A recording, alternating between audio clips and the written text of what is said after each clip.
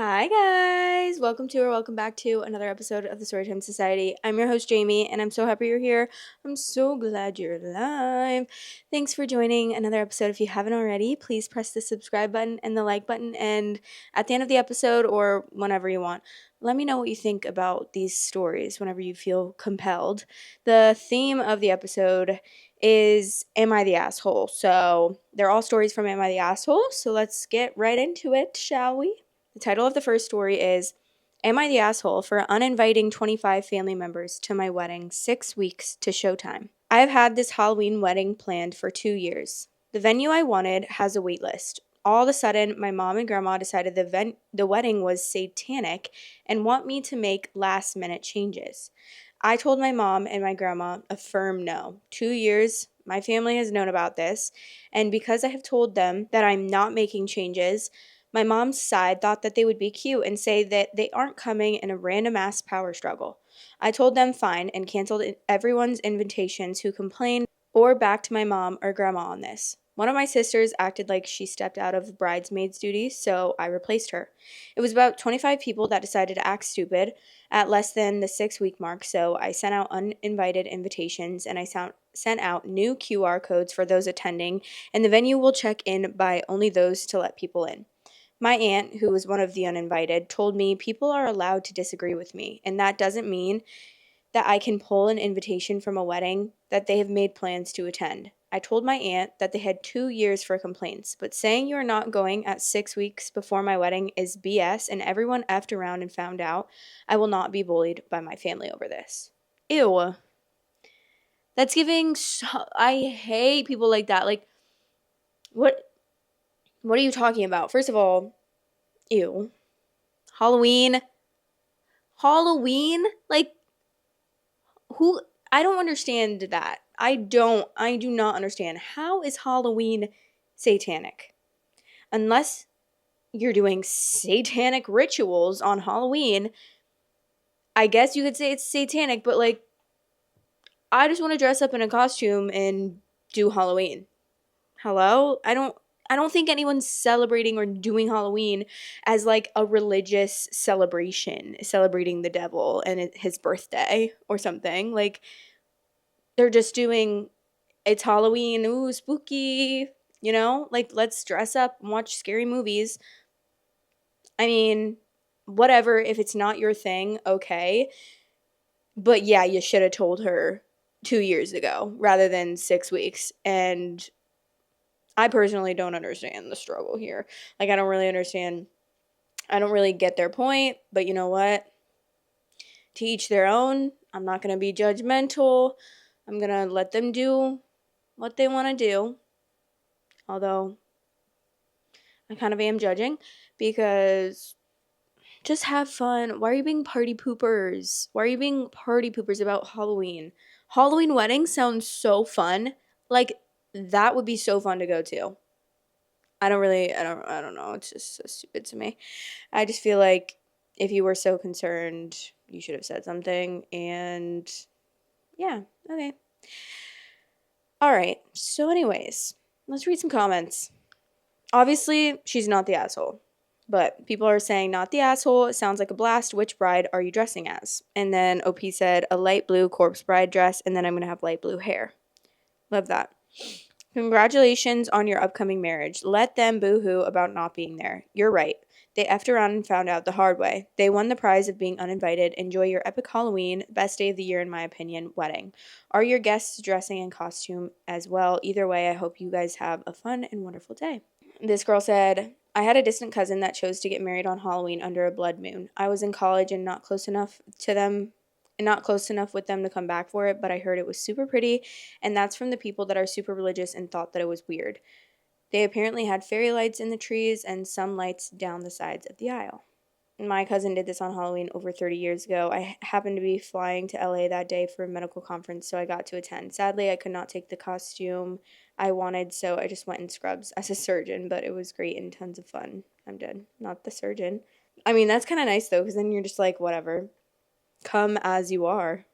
Come as your job, and that can be your Halloween costume. Not the asshole. Mom and grandma decided intentionally to blow up your wedding. Then they rallied their little army to put pressure on you. I would wager a bet this isn't the first time you've had a run-in with them over trying to control your life. Not the asshole. They already said they're not coming, so why are they complaining now? Yeah, so true. Why are you complaining? You literally are the ones who didn't want to go. But did you think, like, okay, if I do this and say I'm not going, then she has to change it? Like, no, that's actually not the case. Okay, we're going to move on to the next story. The title is, Am I the asshole for telling my parents I didn't have a kid? They did, and they need to take care of her, not me. My parents had me, 15 female, when they were 18 and 19. They always made it so obvious they resented being parents so young, and added to that, they never tried to be good parents. I typically spend most of my time at my friends' houses. I don't have extended family to rely on. They disowned my parents for having me so young. So friends' houses were a positive in my life that made me feel more comfortable than being at home with my parents. My parents never did the typical parent stuff, like helping with homework or showing up to support me at school. I don't think they ever attended a parents' conference for me. They ignored a lot of stuff I needed to get signed, and I'd have to get right in their face on the last day to get signatures. My birthday and Christmas have never been a big deal or a celebration. They do celebrate their wedding anniversary, but that's a them thing. When they told me 2 years ago that they were expecting a baby, it really surprised me, but then it hurt because sometimes they said stuff that made me feel like I don't exist, like how they were so excited to have a baby and how they couldn't wait to be parents. A friend of my mom's did remind her of me, but then she and dad said I was basically the too early practice run and this was the real deal. When my sister was born, they were so attentive to her that I ceased to exist completely. I got sick and my school was trying to call someone to pick me up early, but they ignored the calls, and when I got home, they had taken the baby out for a family day. When they got home, they hadn't even realized the school called because they turned off their phones to enjoy family time. My mom quit her job a month after my sister was born. She wants to be a stay-at-home mom, and she and dad want at least one more kid. My dad leaves work early on Fridays so he can spend more time with the family, my mom and sister. My parents tried to have another kid for over a year, and my mom isn't pregnant yet, so they're jumping to fertility treatments. They told me I need to watch my sister for a few hours every week while they attend those appointments, and they gave me this detailed list of stuff she needs and what I'm going to do with her. I told them I won't, and that they had her, so they need to take care of her because she's not my kid. My parents told me it's a few hours a week and not a huge deal. Dad told me I need to look at it as paying them back for all they did for me. I said no and told them they don't give a crap about me, so why would I want to help them? Am I the asshole? Parents like this they should get a stamp like on their license or something that makes them not allowed to have babies anymore. Because you already had one kid, you ruined her, you traumatized her, now she thinks no one cares about her, and she doesn't have parents that care about her, and now she thinks that like it's her fault that you guys had her at that age. Like, that's not her fault. You brought her into this world. She didn't ask to be here. And then to be like so shitty that you're gonna say, oh, this was the practice run, this is the real deal, and shutting off your phone when your kid is at school, like, basically she doesn't exist to them. Like, she pretty much is just there. Toss her to the side. We're going to make our new family. And that's crazy to me. Like, you should not have kids. You should not have any more kids if you can't take care of the one that you have already. Okay, someone said, not the asshole. Neglecting to pick you up when you're sick and calling your life a practice run is such a horrible thing to get from your parents, and I'm sorry they neglected you. OP said, it is, but I'm used to it. They were showing all that without words for years, though the practice run part is funny to me because what practice did they get? I can't say they ever really did much / any parenting, so it's just like, what are they talking about? They didn't make the most of their practice run for people who see me that way. Your parents are bad parents and bad people for neglecting you. This is totally their fault. People have kids at younger ages than they did and still manage to be decent parents. I hope you remember that this is a reflection of the horrible people they are and in no way related to you as a person. Work hard and be able to leave as soon as you legally can. The best revenge will be to lead a good life and cut all contact with them once you can at 18. I'll never understand that. One thing that was really weird to me was, I'm not really sure what the situation was, but when I was growing up, my brother was like best friends with this guy, and he had two brothers, and they all three were like actually blood related, but they got adopted by these two parents. And as soon as they turned 18, they completely cut them off. Like they cut all of their kids off as soon as they turned 18, and just would like wanted nothing to do with them. And I don't know if that's still happening to this day, but I remember it was like a thing for a long time. It was like years after they wouldn't talk to them, they wouldn't do anything for them. Like they basically just were like, okay, bye, you never existed in our lives. And I always thought that was so weird, and I never understood. And I don't know, like, do you get help? Do you get help from the government when you like adopt kids?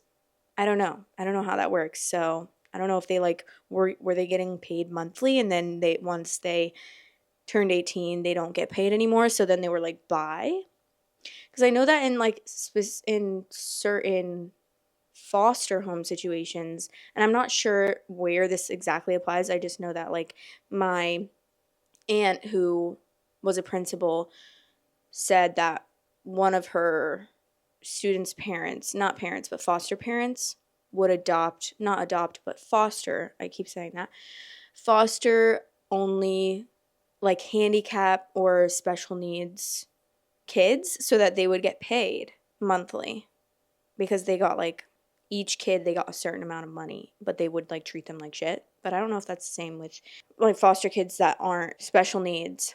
So yeah, I don't know. Let me know if you know. All right, the title of the next story is, am I the asshole for naming my son the name I had always planned, even after my brother and sister-in-law stole the name? My brother and his wife has as much right to name their kid whatever they want. I do not own my name. I have no right to dictate to my brother what he names his kid. But with that in mind, my husband has a traditional family name that I loved. Basically, since he and I were dating and started discussing our future, we agreed that our son would have that name. Oisin. My husband is Irish, not in the Boston my great-great-great-grandfather came over in the 1800s kind of way, in the born in Galway kind of way. Neither my family or my sister-in-law have any other connection to Ireland. She got pregnant right around when I did, and her son was born 2 months before ours. They named my nephew Oisin Miguel. I didn't get upset or anything. When my son was born, we named him Oisin Daniel, like I had told her that we would be doing. She is flipped out that two cousins will have the same name. She is nuts because our family is Hispanic and half of our cousins are named Carlos or Camilla. She is trying to insist we call him by his middle name or change his name, and I told her to piss off. My mom is staying neutral, but she was very surprised that my brother gave his son an Irish name he knew I was planning on using. She expected him to name him after our late father. Anyways, my husband's family thinks the whole thing is hilarious. My family thinks my sister-in-law is a weirdo, and she thinks I'm an asshole for copying her. Whatever, I'm posting here and sending her the link so that she can see outside opinions. Wild that you didn't get mad.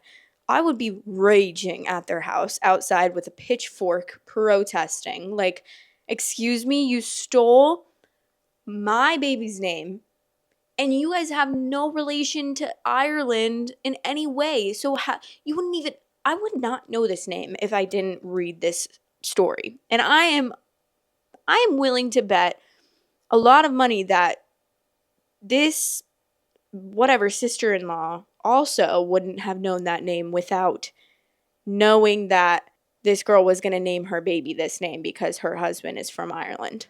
Like, I've never heard of that name in my life, and I don't even know if I pronounced it right, but so sorry if I didn't. It has a little accent on the second I. It's O-I-S, and then I with an accent. I don't know what that's called. And then N. Oisin? I've never heard of that name in my entire life.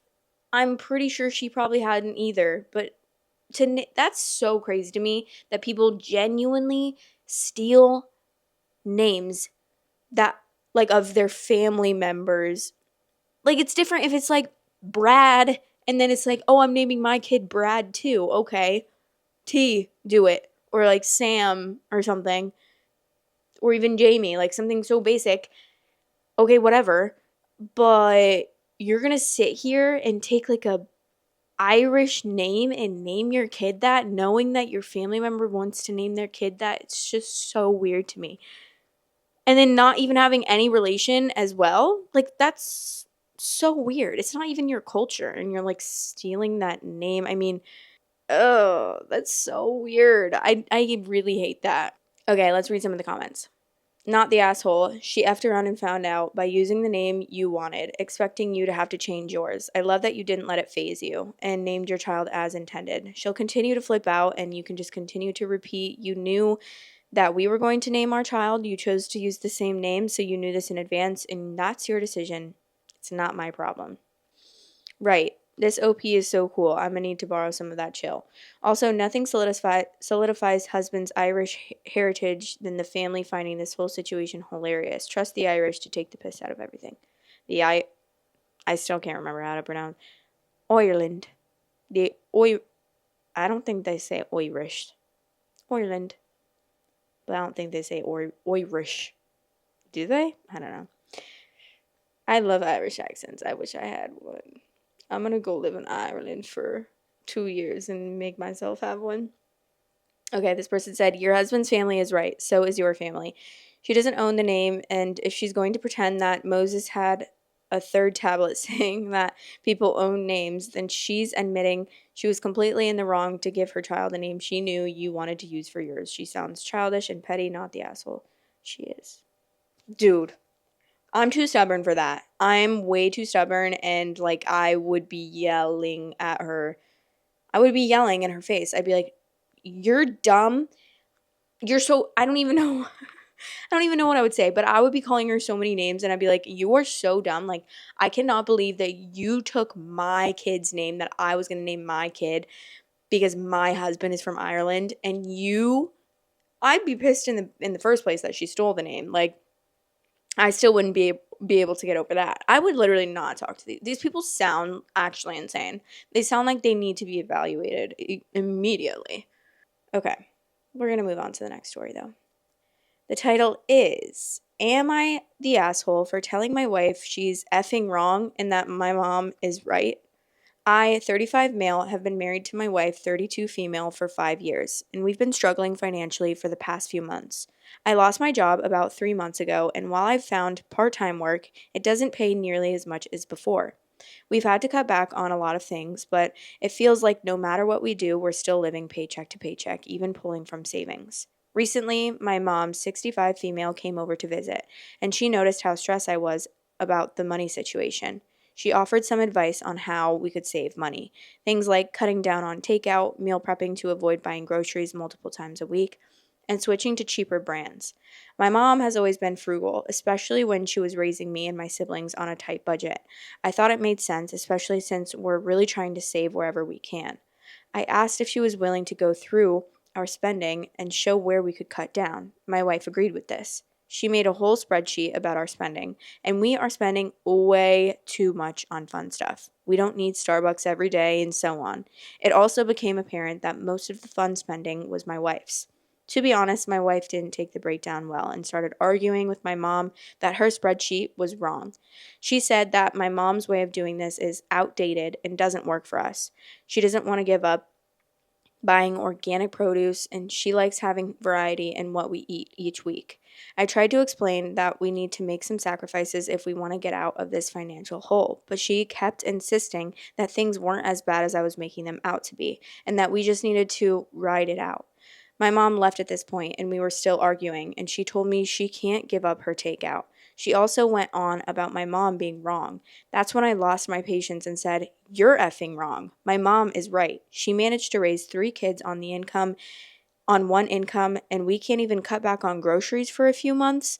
My wife got really upset, saying that I'm being a huge jerk for winding with my mom and that my mom is outdated. She's barely spoken to me since. And now I'm wondering if I went too far. But the way I see it, we need to be realistic about our situation, and my mom's advice could actually help us get back on track. Ugh, no. Divorce. I mean, Maybe not, I don't know, but like I wouldn't have married a girl like this in the first place. I wouldn't have married a guy like this in the first place. I would not have married someone like this in the first place because I've talked about my scarcity mindset and I couldn't deal with it. I mean, I think at that point it's like I don't really know what the situation with okay, so he lost his job about 3 months ago and he's found part-time work. Sorry, I'm having to go over this because I kind of, my comprehension isn't the best. But I don't know. I don't know. I'm not like a marriage counselor, so I don't know. But I'm thinking like for me, I feel like I don't know if this is weird, but when I get married, so me and Jack actually we have a joint bank account, and then we each put a certain amount of money in it every month. And that's like what we use for grocery shopping, takeout, like whatever, household supplies, whatever, and bills and stuff. Like we just use that bank account and it just makes it so much easier. And then obviously, like we have our separate accounts.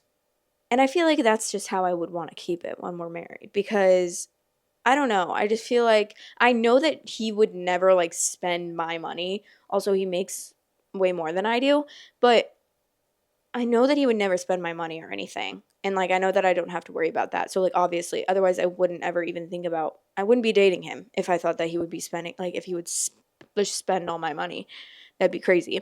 But like I don't know, I just feel like in a marriage I do think that you should have like a joint account, but I also feel like separate accounts with your own money is healthy. I don't know. That's how my stepmom and dad did things. Like my dad got my dad also lets my stepmom like and he's always let her like control his life, which honestly all power to him because he cannot keep track of anything. He doesn't even like literally know his own birthday. But so they always just did separate and then she would like give him an allowance to spend even though he has always been like he's always made more money than her, but she just was way better with the finances, so she would have like control of all that and she would put the money where she saw fit and give him like a certain amount to spend on whatever he wanted, which is crazy. It is kind of crazy. It's like my dad, why are you acting like a baby, dad? You're not a baby. But I mean, she liked being in control of all of that and she's very much like like not she's a controlling person, but like not in a bad way. She's very very organized, she's very type A, very put together, like clean, just so like everything I would love to be. Like she decorates for like, our bathrooms are decorated differently for every single like month of the year. If it's Valentine's Day, you better believe the bathroom is in the decorations in the house are Valentine's. Like even if it's I don't even know what's a random President's Day. She'll like be decorating the bathroom for 2 weeks for President's Day or something. She's just like that. And I love that for her. I really wish I was like that. And my dad is just not like that. So she's always liked having that kind of control so that she can be. Also, she had like a very crazy marriage before, like insane. He literally, I don't know if I'm supposed to be sharing this. I feel like it doesn't matter. It's not like I have 1 million followers, so it's fine.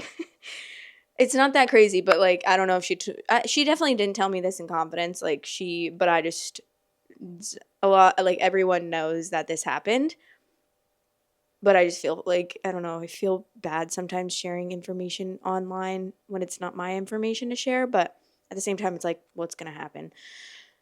I just need to shut the fuck up. Okay. Anyways, her ex-husband literally took out they were married for like a while and he took out their entire 401k because he had a really bad gambling addiction. So he gambled away all of their money, everything, and then took out all of their 401k money and gambled it all away, lost it.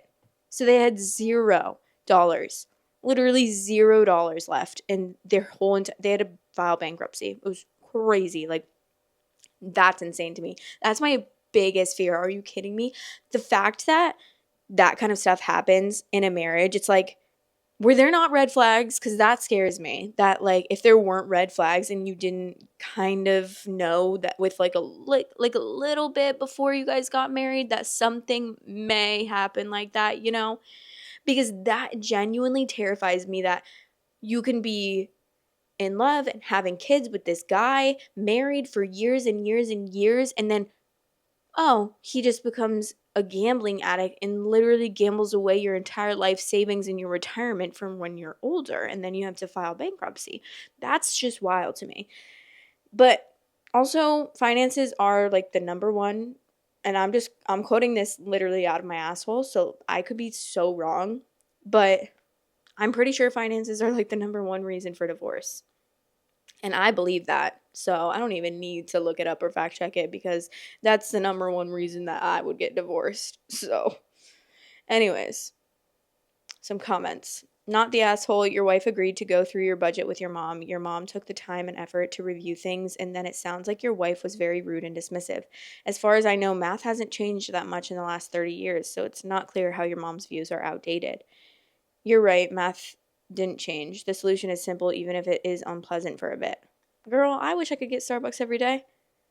You don't need to get Starbucks every day. I could go a while without getting takeout. Like, we don't ever, I mean, unless we have been getting takeout kind of since we got back from vacation, but usually, like, we grocery shop and then we eat at home all week long, and then, like, we'll eat out once or twice a week on the weekends, which I recognize that's even a privilege, because I know that, like, not everyone can do that, especially in this day and age.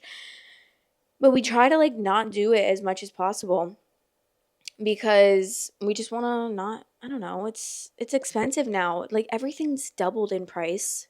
A Chipotle bowl used to be, I could find change in my house to pay for it. Not actually, but kinda. Like, it used to be like $6-7 for the bowl I used to get. I think used to literally be like maybe under $7. Maybe I'm lying straight to your face right now, but I feel like it used to be maybe $7 flat if it wasn't under $6 or under $7. But now even Chipotle is expensive. Like, you can't get anything these days. It's actually crazy. It's actually crazy and insane.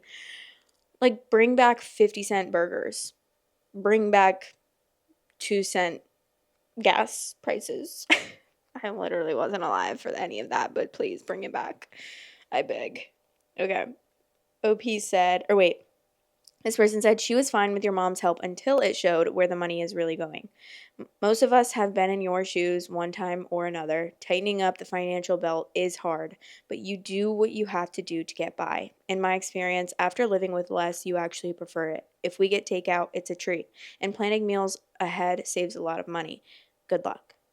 OP said, this is how I do it. I just assumed she only got takeout as special treats, other stuff as treats, but that spreadsheet made it clear that that's not the case. I'm actually shocked she doesn't hate takeout, since it seems she gets it every other day.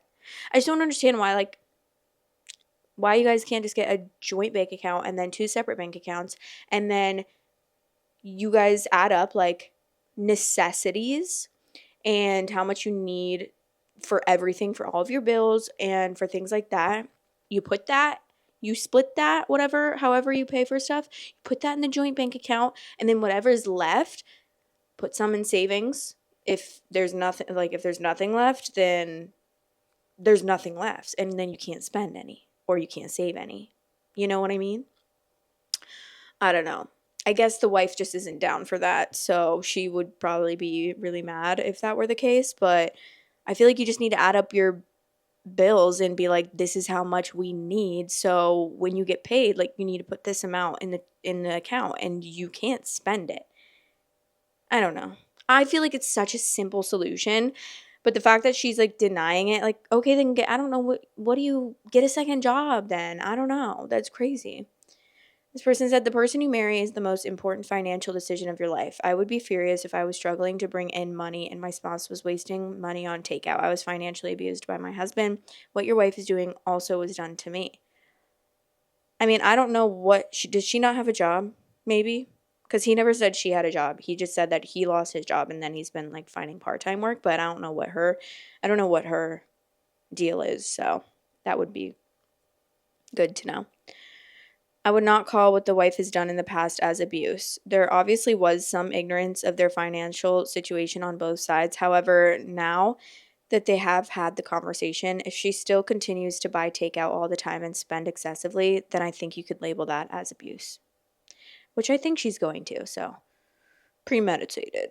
That's what this is. She's premeditating abuse right here. Hi guys! Sorry to interrupt, but if you want extra content weekly, go to my Patreon. It's patreon.com/storytimesociety. If you want to listen on Spotify because you're trying to fall asleep or you're driving, then head to the link in the description. And if you're there and you don't mind, please rate me 5 stars on there. It really helps with the algorithm. And then the last thing is we have a subreddit linked below. We have a lot of things linked below, but the subreddit, you can share any stories that you want to share. Okay, thanks. Love you guys. Well, that's the end of the story time, so we're going to move on to the advice segment. If you ever want unprofessional advice from me, just head to the link in the description below, and it's a Google form you can fill out, give me as much detail, and I'll try to help as much as possible with every bit of courage that I have.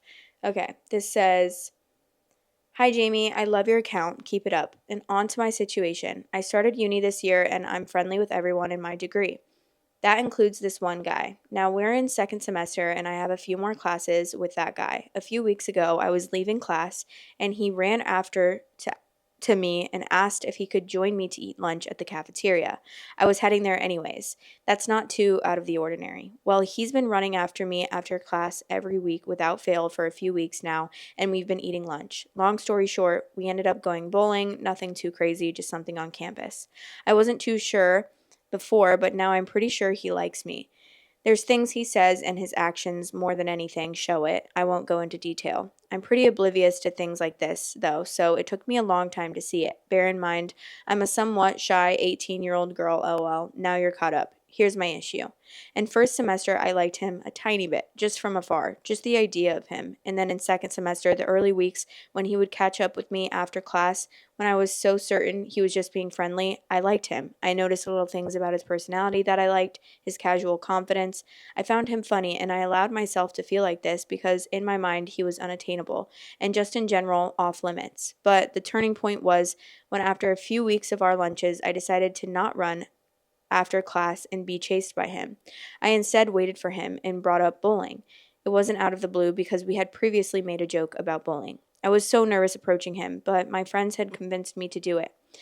I'm not even entirely sure why I did it. There must have been some part of me deep down that wanted to, right? Well, basically, where I'm at now is that I'm feeling more closed off since I've come to the conclusion he's interested in me, and since the bowling, I'm more nervous now. The stakes feel higher. I can no longer make eye contact.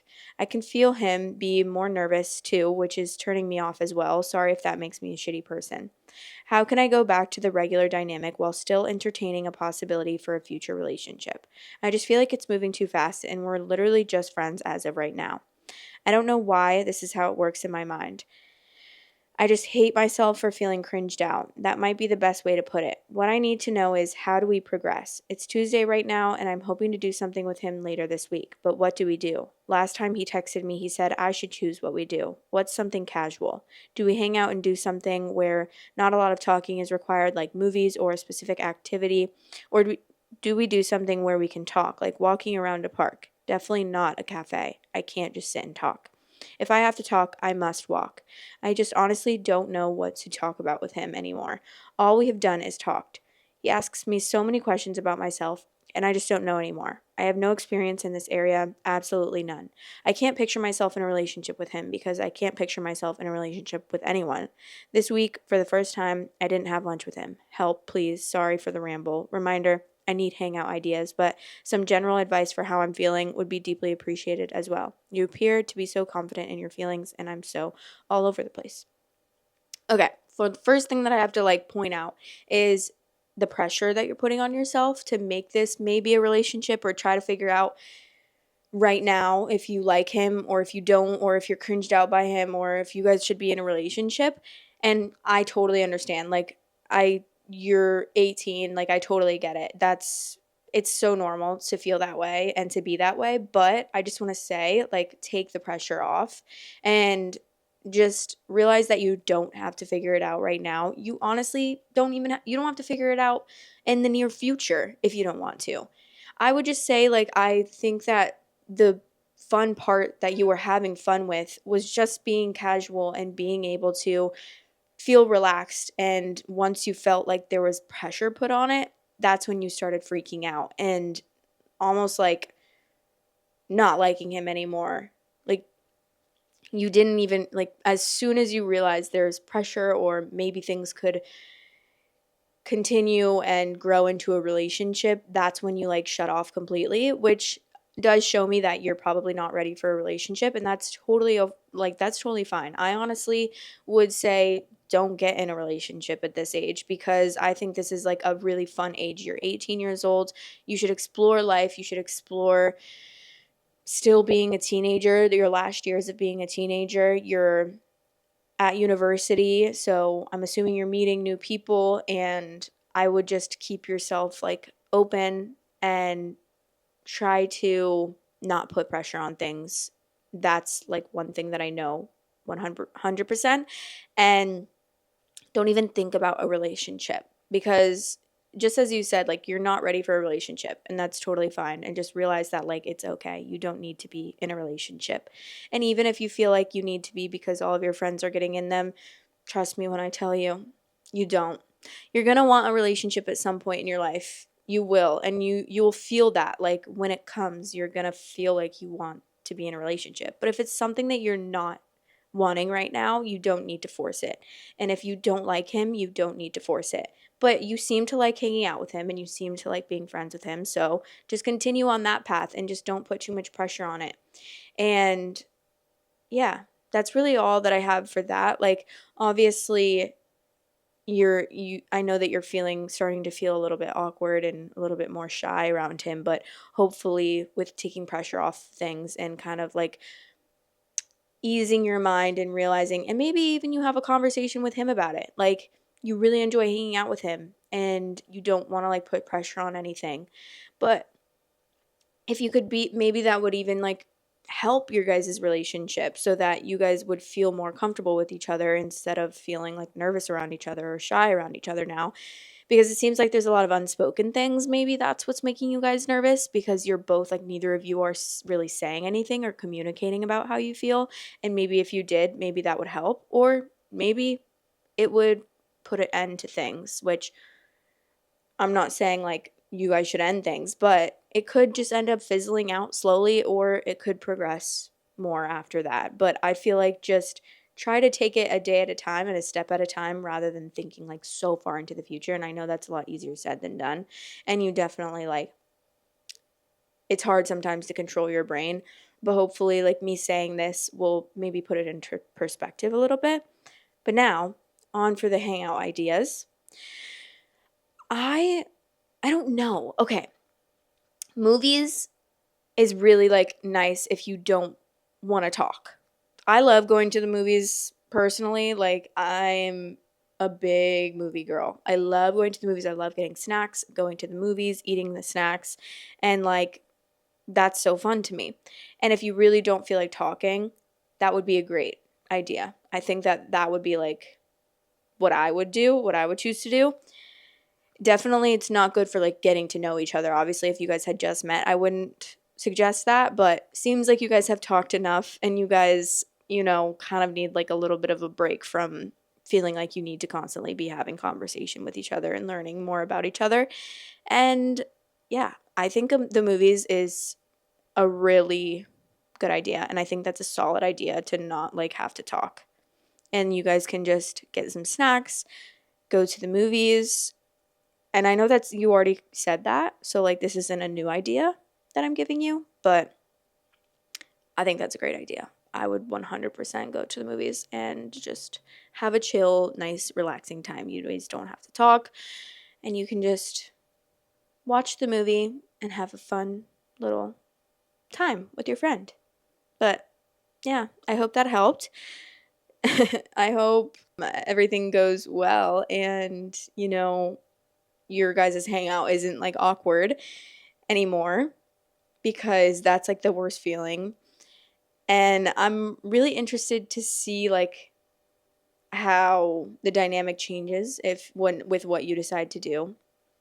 But yeah, I hope that helped. And I love you and I hope that everything works out for you. But just remember to not put pressure on yourself, and it's okay to just be where you are and not think about 100 steps into the future.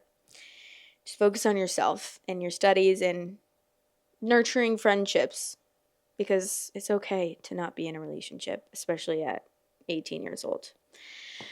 But anyways, yeah, that's the end of the episode. I don't think I have anything to say, but I did have something to say and I forget what it was now. Like I was going to tell you guys something because something really, really random, but now I really can't remember it.